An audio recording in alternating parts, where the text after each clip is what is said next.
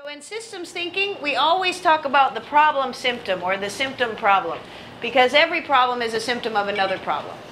So from a systems thinker's point of view, you simply figure out how far upstream you can go in identifying the problem you can address within your sphere of influence. So you don't want to underestimate or overestimate your sphere of influence. There's no exact science about where that is. It's where do you draw the circle around your system, and what efficacy do you have in that system. So if you identified the symptom, we need a place to sit, then all of these symptomatic solutions addressed your symptom. You were sitting. So you might think, done. But what are the two things that you always find in a system? Delay, right? In the short run, there was still plenty of chairs, not a big deal. Over time, things started getting a little trickier. So there was a delay, and then what were some of the unintended consequences of identifying we need a place to sit as the problem? So we lost all the resources. That's one problem. We don't even know what the implications of that is yet, because we don't even yet know what they were.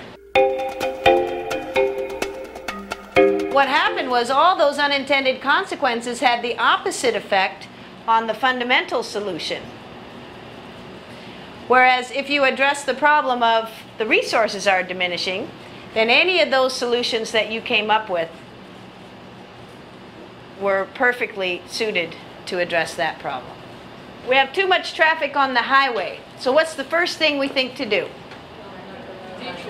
Build a bigger highway, of course, which in the short run actually addresses that problem.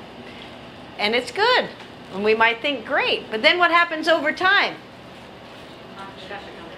Now you have even more traffic on the highway.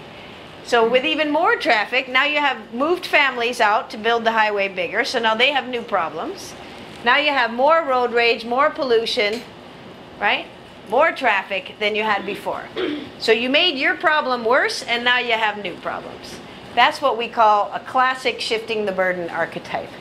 And the culprit is either addressing the symptom and not the more upstream problem, or too much emphasis on those symptomatic solutions as that's where we put all our energy, and not enough thinking upstream to get to the root. We are not want for examples of this, unfortunately, but you see it all the time, and it's a really useful one in all of our systems, because the quick fix and the addressing the symptoms that are right in front of us, they take a lot of our attention, and it does take more time and attention to step back and say, whoa, let's think about this for another few minutes. What's causing this? And begin to do a little bit of what we call upstream problem identification.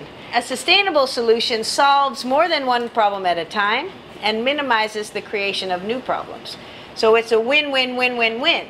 So if you can go upstream and identify the most upstream problem, you can create a lot of wins, and that creates regenerative capacity in the system.